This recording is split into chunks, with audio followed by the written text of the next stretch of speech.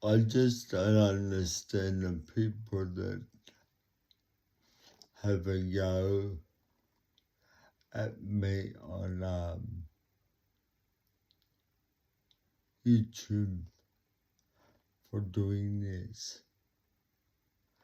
And what upsets me even more is that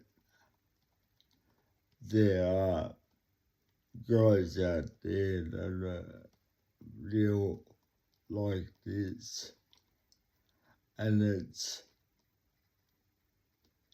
pretty upsetting that there is people that don't agree with it. I suppose there's people that don't agree with my disability either. And how stupid is that? As if I'm to blame. Wow. Thanks for watching.